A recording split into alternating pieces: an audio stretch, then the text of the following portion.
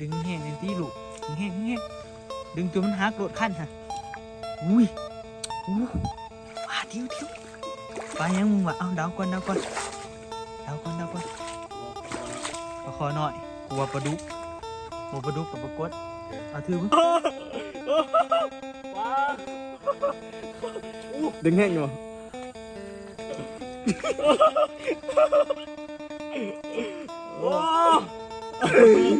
กูเอาไปปรากฏเบิ้งใช่ปรากฏแต่ว่าปลาเชื่อใช่เอาไม่สุกก่อนมึงเอาปดปลาพี่น้องมาเบิ่งรังเอาของมาเบิ่งนี่เสือนี่มาได้วะทางนะรังนี่โดนพี่น้อง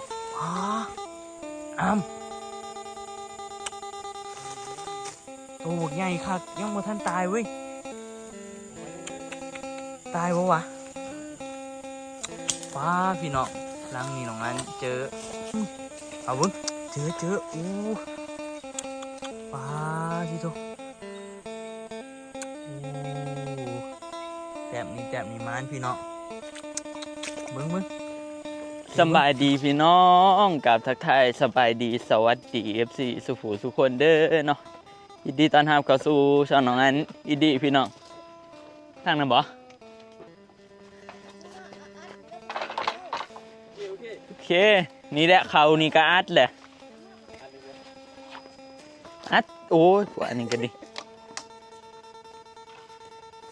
เฮาสิไปใส่เบ็ดพี่น้องมื้อนี้ต่อจากคลิปก่อนเนาะเฮาก็ไปใส่แหละแต่ว่ามันบ่คักเนาะพี่น้องคลิปน่ะอยากแก้มือเนาะมันถือบ่หลายพี่น้องแล้วก็บอนมันบ่เป็นตาใส่เนาะแถวหน้าวังกอกแถวหน้าน้อยๆฮะมันบอนใส่หน่อยแล้วก็น้ำบ่ทันบกเบิดกันเลยโอ้มันบ่คักพี่น้องเอ้ยอยากให้พี่น้องได้ส้มคลิปใส่เบ็ดคักๆพี่น้องมื้อนี้ก็เลยพาทีมงานมาแก้มืออีกพี่น้องรอบหนึ่งเนาะการรอบนี้ยังผิดพลาดอีกก็บ่จักสิแก้มือเลยพี่น้องรอบนี้สิใส่แบบใส่เบิดเลยเนาะเบ็ด100ลังสิเอามาใส่เบิดเลยเอาแบบ3-4ยามพี่น้องเฮามาอยู่ที่หน้าน้องอันเองเนาะบัดนี้เฮาสิเดิมใส่แถวโป่งแต่หน้าน้องอันยังอยู่ไกลอยู่ดอกก็สิใส่ไปแถวหน้าพุ่นแหละเพราะว่าแถวนี้หันมันบอนใส่หลายพี่น้องแล้วก็มันเป็นห้วยเด้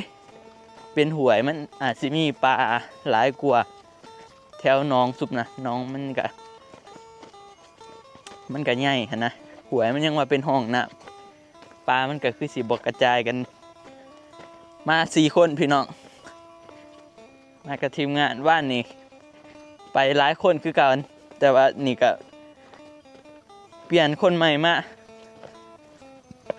บักติ้วมามานมาจากโอ้ยเอาเบ็ดใหม่ใส่เบ็ดจะใส่แล้วอยากใส่ไปเสียบมากันเอ้ยโอ๊กว้าพี่น้องบ่อนี่คักมือนี้มาถ่ายเบิ่งเลยปูตายเดี๋ยวขอสิเก็บจัก10 แต้มมือนี้เอาแบบโตใหญ่ๆเลยพี่น้องเอาแต่โตใหญ่เอาจักลังบ่นี่เบิ่งนับก่อนนี่ประมาณ7-6 ลังหลายลังอยู่เสียบไปซะคักโดดนะพี่น้องเอ้ยมาพี่มาถ่ายใกล้ๆมายืนบอลของสุขีพี่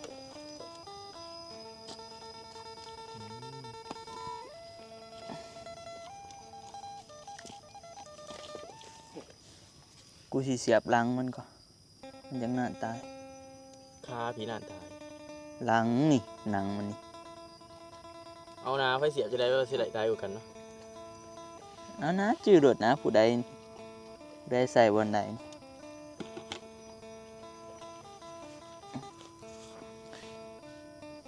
เจ็บตายเดี๋ยวเขาสิเสียบก่อนเนาะพี่น้องแล้วเขาจังสิเอาลงไปเสียบอยู่นะใส่แท่นกูเลยนะ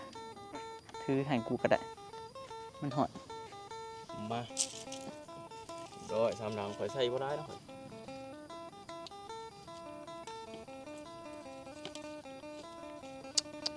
ขับรถนะพี่น้องรอบนี้เฮ เอามาแกะมือเนาะไปพี่น้องนี่เอาเสียบเขียดเนาะเสียบหลังมันไว้เสือโอ้ลงมาได้บ่ได้อยู่ดอกมาเบิ่งทำเลบอลนี่ก่อนมาพี่น้องนี่อุ้ยติ๋วใส่ดีๆเด้ออย่าให้มันเป็นอันนั้นเด้อพี่น้องเวลาเขาใส่เบ็ดเขาต้องบ่ให้มันมีงาใหม่ไกลๆได้ถ้าพยายามใส่บ่ให้มันมีบอลของเนาะบ่ให้มันมีแนวก้อแนวของเพราะว่ามันจังบ่หลุดกระสันนี้หลุดแน่นอน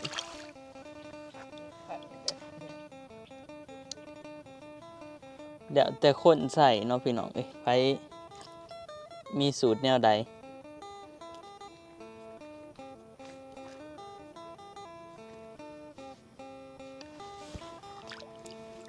โอ้โถ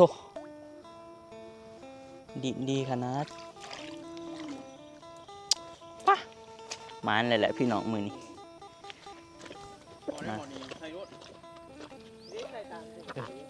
ใส่เบิ้งเดี๋ยวกูเปิดประเดิมเองป้าที่โถเบิ้งพี่น้องบอนใส่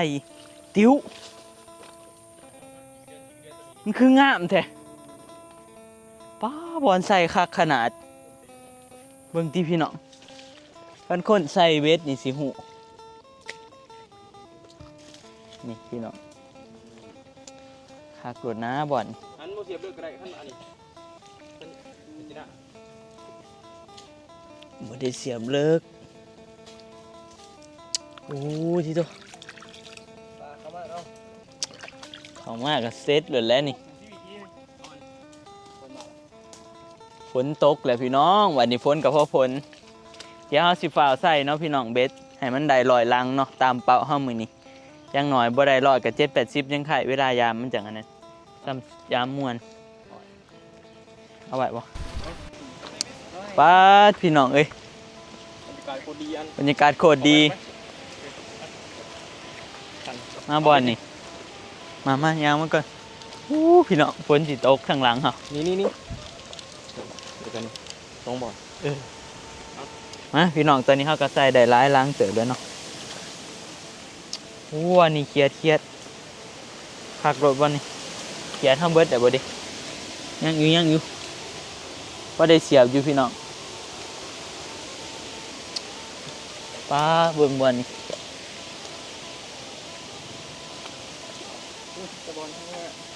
จะบอลคักๆเว้ย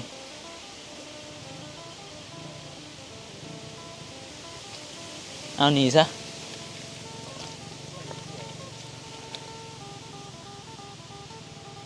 คักดี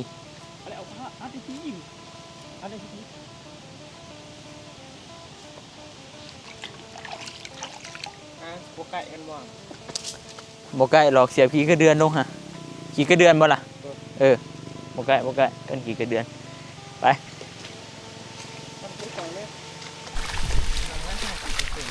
พี่น้องตอนนี้ฝนสิตกเนาะ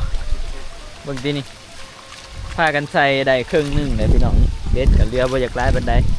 ใส่มาได้ไกลเติบพี่น้องเดี๋ยวสิใส่ต่อให้มันเบิดพี่น้องบอลใดมันบ่คักก็สิบ่ใส่เนาะไปใส่แถวหน้าหนองอันนี่ไปบ่แถวหน้ากูต่อไปเด้อมันจังมีรุดต่อไปเลยยันบ่ฮอดเนาะยันเบิดก่อนถ้าหลอกว่าจะไกลยังไงไม่สมบูรณ์มันมาจุดข้าวหลังนี่อะไรเนี่ย32หลังเนี่ยเราคือชี้ยัง32ก็มึงกับมันยังประมาณ30ปลายคือกันประมาณ60เขาใส่ได้ประมาณ40นี่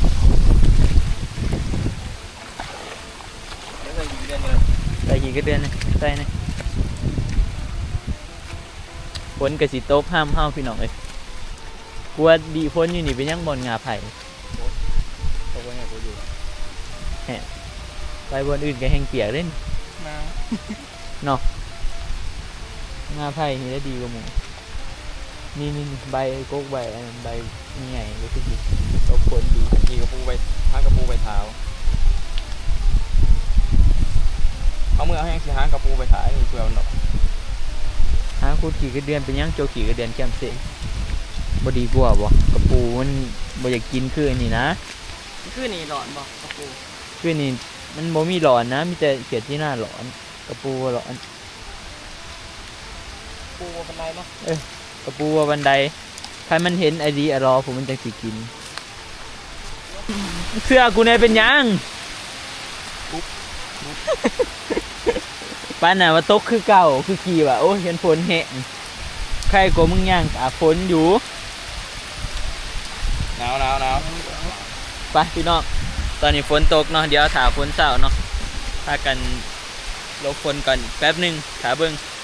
ถาฝนเศร้าเดี๋ยวเราไปใส่ต่อพี่น้องไปพี่น้องตอนนี้เรากะพากันมาใส่เบ็ดไก่สิเบิร์ดเลยแหละพี่น้องเอ้ยพากันเลาะมาจนหอดหน้าหนองอันนี่อันนี้อยู่หน้าเที่ยงอยู่นี่แหละพี่น้องเดี๋ยวเราสิไปหาเลาะใส่อีกพี่น้องใส่ให้มันเบิดบ่ฮู้ว่าเหงื่อสิพ่อหรือบ่เนาะใครมาพ่อก็สิขึ้นไปหากระปูใส่ให้มันเบิดลอยหลังพี่น้องมันจังซ้ำสียามเนาะอย่างหน่อยมันก็มีโอกาสได้รุ่นแน่นะเบ็ดเท่าหลายปลาบ่อยากหลายก็ยามันเบ็ดหลายเบ็ดหลายมันก็มีโอกาสได้รุ่นคือกันเดี๋ยวนี้เฮ็ดออกเลยนี่ นายเอาเหยียดเนาะ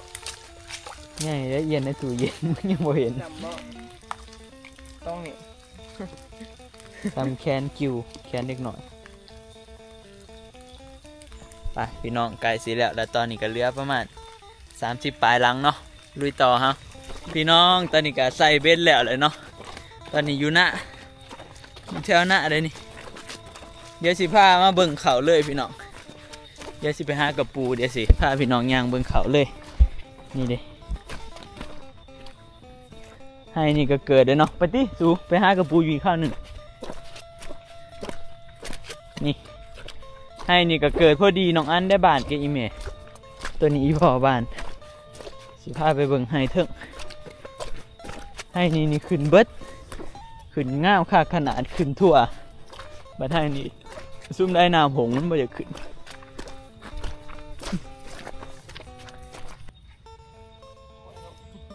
ไปแล้วไทยบ่ได้นี่แหละพี่น้องหน้ากะประมาณนี้เนาะพามาเบิ่งทำได้พอดีโตกระปูพาพี่น้องมายางเบิ่งหน้าจะหน่อยเนาะนี่หลังจากที่ใส่เบ็ด100หลังแล้วพี่น้องเดี๋ยวมาถ่าเบิ่งคลิปยามเด้อเบิ่งเต็มๆซะตอนยาม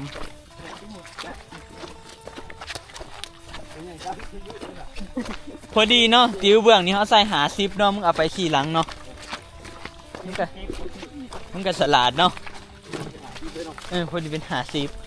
มันจังจืดวะเนี่ยมาพี่น้องเฮาตอนมาเฮาย่างเบิ่งซื่อๆเนาะลังแหลกแขกมานของเฮา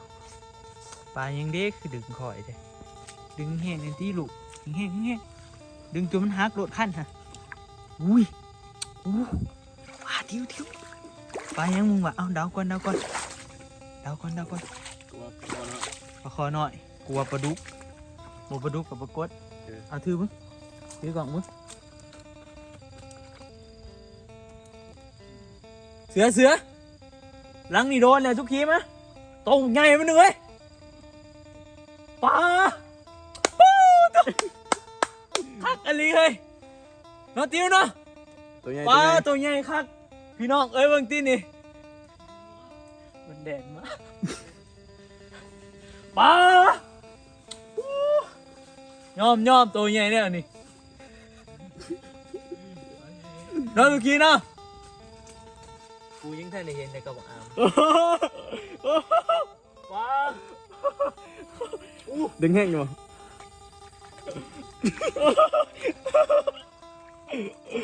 โอ้ กูเอาบ่ผิดเอา เหี้ เงี้ ย ยใส่ เพราะตัวนี้โมเมนขี้กระเดือน เอากระปูมาเสือ หันในของ เอาปลาใส่ของ วะกระปูในของหันเอาด้วย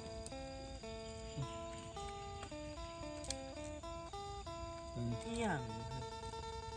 อย่ามากินเบ็ดกูตีปลาหน่อย กูดีใจ ตกยาก พี่น้องเอ้ยให้พี่น้องเบิ่งกันเดี๋ยวดูไปซะ นั่นคุณ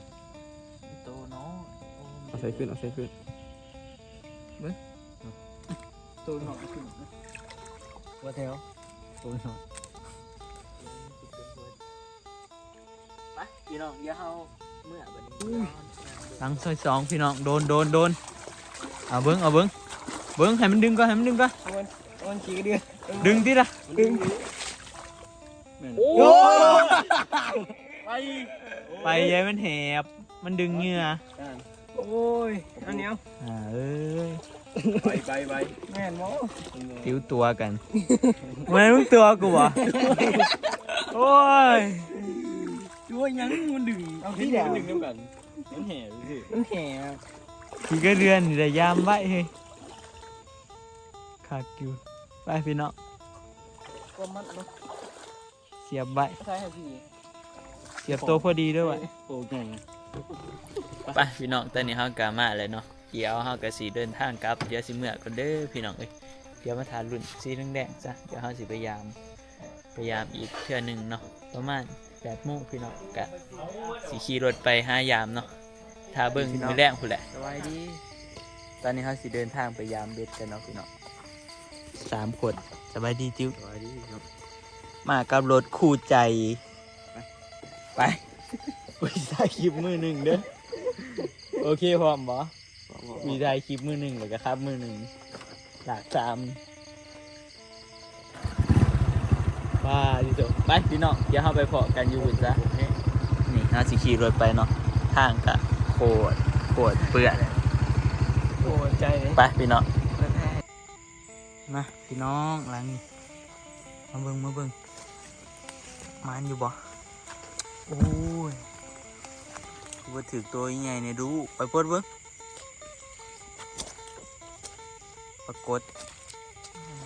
เบิ่งใส่ปรากฏแต่ว่า บ่มี เอ้ยปลาเชื่อม ไปเสื้อ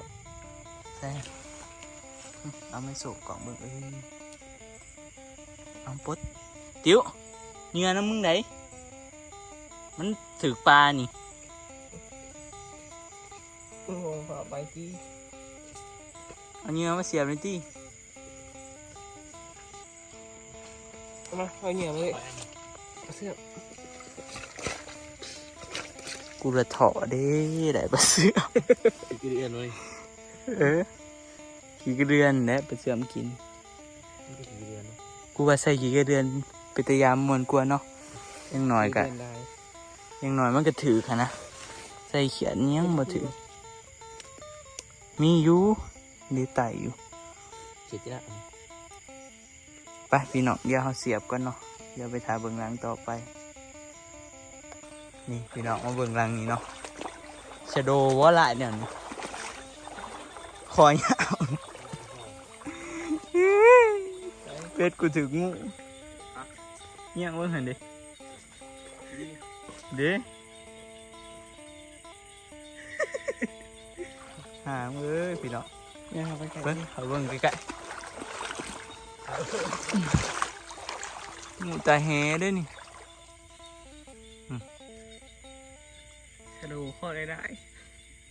ชะโดอะไรหลายๆเนี่ยนี่โอ้ยไปทิมใจมืออื่นเช้าแล้วกูแข่งเสือปวดปวดชะโดไปพี่น้องว่าทันมานยามได้ประมาณ50 ปลายหลังมาส่งมาหนกมือแดงป้าพี่น้องมาเบิ่งหลังเอาของมาเบิ่งนี่เสือนี่มาได้บ่ทางนะหลังนี่โดนพี่น้องอ้าอ้ำตัวบกใหญ่คักยังบ่ทันตายเว้ยตายบ่วะป้าพี่น้องหลังนี่น้องอันเจอเอาเบิ่ง อู้บ่คง เอาเบิ่งโอ้ตายเลย ก่อน ตอนจับปลามาก่อน ตอนจับเขียดนะโอ้พี่น้องตัวใหญ่ได้นี่มันหักตาย ย่างเลยใหญ่อู้ตัวใหญ่เอง เงี้ยนี่บ่กับปูอ่อนเห็นดิเอาเบิ่งถือเบิ่ง ถือให้มันเห็นโตมันโอ้เอาใส่อันนั้นใส่ของไว้เสียดายเด้มันตายพี่น้องตายใหม่ๆเลย อ่ะ มีบ่เหยื่อ มีเอาโทรศัพท์เดี๋ยวสิเสียบเนี่ยไว้ก่อนพี่น้องใส่เบิ่งโอ้ตัวใหญ่เติบพี่น้องเห็นว่าสิบ่มาเสียดายแต่มันตายเนาะปาดพี่น้องลังนี่เจออู้ปาดที่โตโอ้แต้มนี่มานพี่น้องเบิ่งถือเบิ่งถือกล่องมึงใครไม่เห็นกูได้โอ้พี่น้องมานไปเว้ยมึง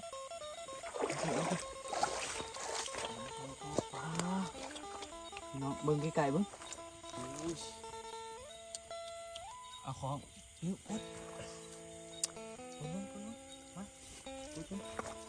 มากดเองโอ้พี่น้องเอ้ยจักแต้มเลย2 แต้มนี่พี่น้องเลยครับอยู่มันจักแต้มนะมึงประมาณยืดหู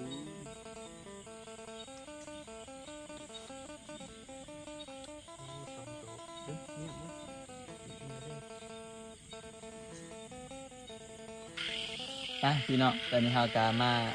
หอดเทียงบอลเราจอดรถเลยเนาะเราพยายามเบ็ดมื้อนี้บ่มานไปได้พี่น้องตอนกลางคืนเนาะปลาไม่จะกินเนี่ยดอกฝนตกเดี๋ยวเสียงพี่น้องเบิ่งปลาได้3 ตัวเบิ่งขายเบิ่ง3 ตัวหรือ2 ตัว 3 นับอยู่ว่าปลาเสือก นับ นับเพื่อนเนาะ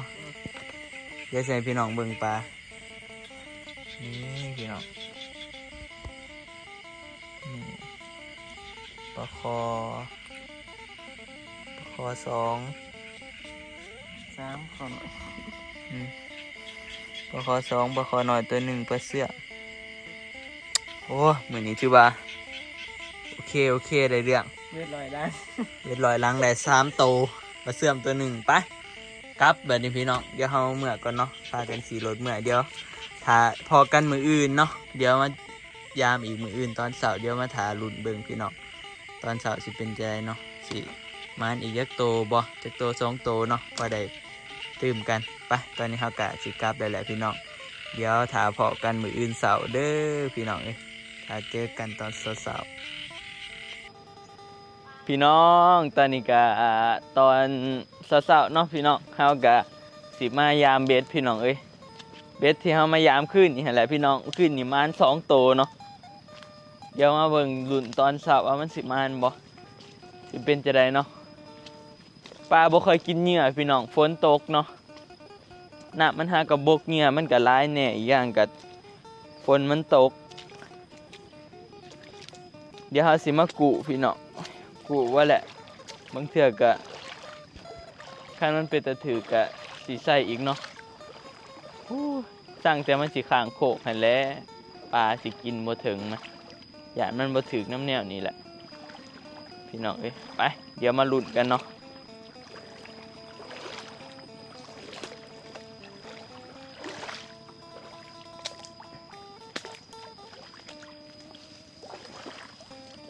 อยู่นี่ว่าส่งอันนี้แค่นี้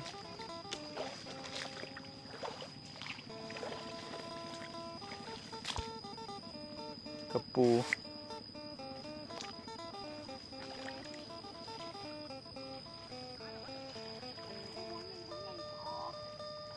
ว่าถือพี่น้องเลยนี่ไปพี่น้องตอนนี้เขาก็กู้เบ็ดแล้วเรียบร้อยเนาะเบ็ด100 ลังเนาะเสียไป7 ลังพี่น้องเพราะว่าเฮาใส่มันก็มีโตเขียเสียหายนำเนาะแต่ว่าปลาบ่ถือพ่อโตพี่น้องมันมีแต่ห้อยรุดเนาะห้อยรุดประมาณบ่กี่ลังหรอกพี่น้องที่แน่ๆกับปลาบ่กินเหยื่อเนาะปลามันน้ำมันทันบกเบิดพี่น้องแล้วก็เฮาต้องมาถาใส่ยามแดดๆซะฝนมันก็ตกแน่มื้อน่ะก็ดีแล้วมายามมื้อคืนนี่ได้2 โตฮะ ก็สั่นบ่ได้อีหยังเลยพี่น้องเอ้ยไปเบ็ดเฮาก็สิเก็บไว้เนาะบัดนี้พี่น้องนี่กูไว้เดี๋ยวเฮาสิไปเบิ่งเอาเบ็ดอยู่เถียงแล้วก็ตอนนี้มันกูเบ็ดมา2หลังพี่น้องไปเมื่อก่อนบัดนี้พี่น้องเดี๋ยว